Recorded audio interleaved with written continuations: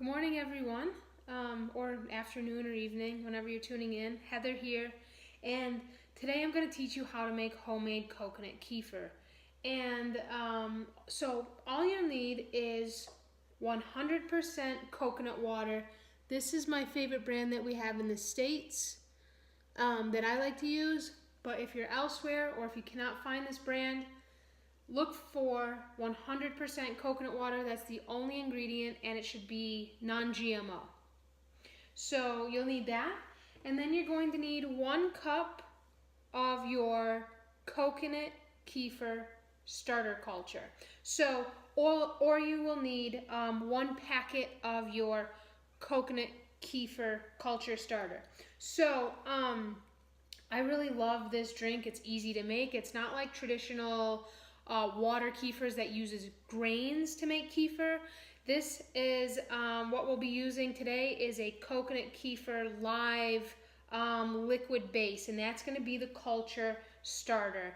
And these culture starters are low to non-histamine producing starters, and that's really different than other starters and fermented foods available today. And it's one reason why I really love using these culture starters, because they're non-histamine producing, they support the immune system, they're anti-inflammatory, they're really great for autoimmune conditions and healing the gut, and they're not just 1 or 2 strains of bacteria in these cultures.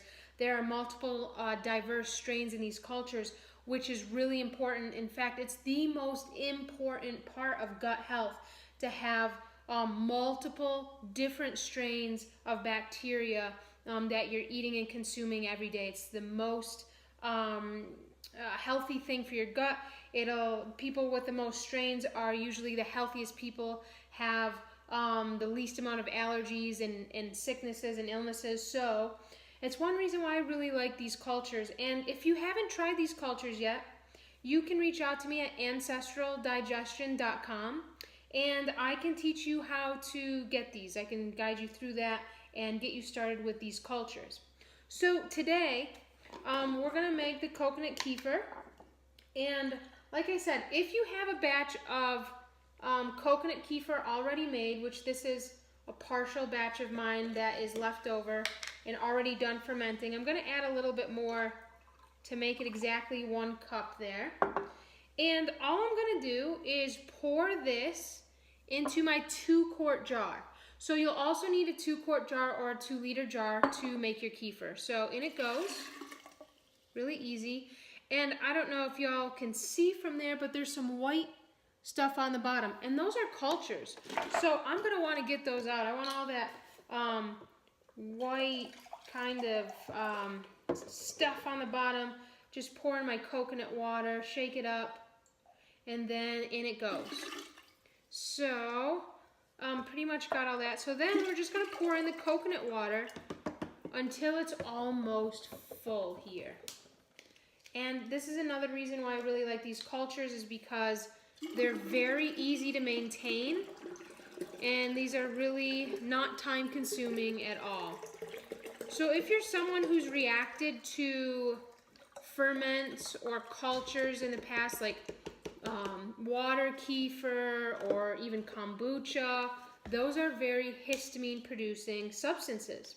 So a lot of people need to start rebuilding their gut with strains that are non-histamine producing and that are really full of biodiversity. So I'm going to fill mine up about that much. All we do is cap it, and now I'm going to let that set on my counter for 12 to 48 hours. Sometimes it can take 72.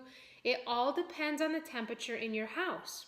So if it's cold in your house, or if it's winter, or if you have an air conditioning on, it's going to take longer to culture.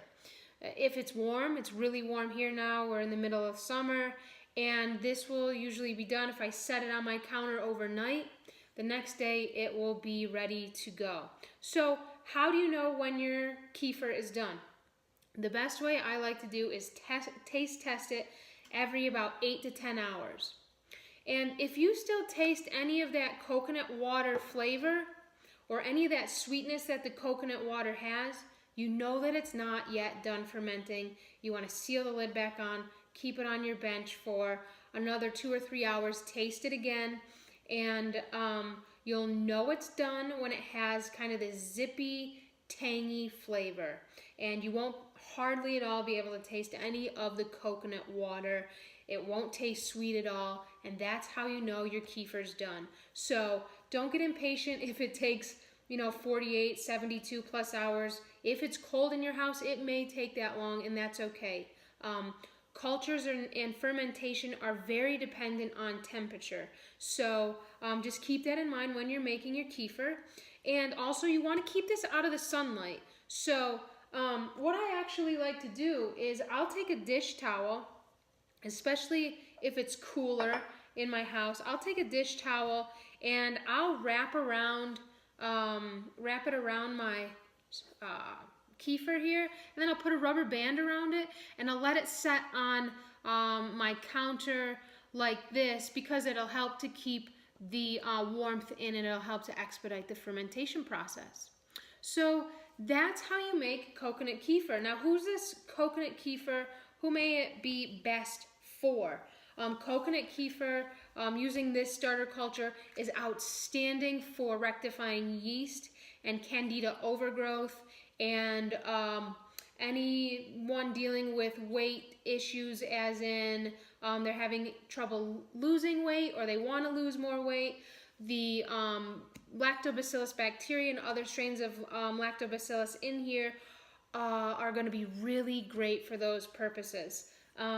So that is that's the coconut kefir. If you have any questions, feel free to post below, or you can reach out to me on ancestraldigestion.com. If you want to order the cultures, I can guide you through that process. Or if you just have questions on how to make the kefir, reach out and let me know.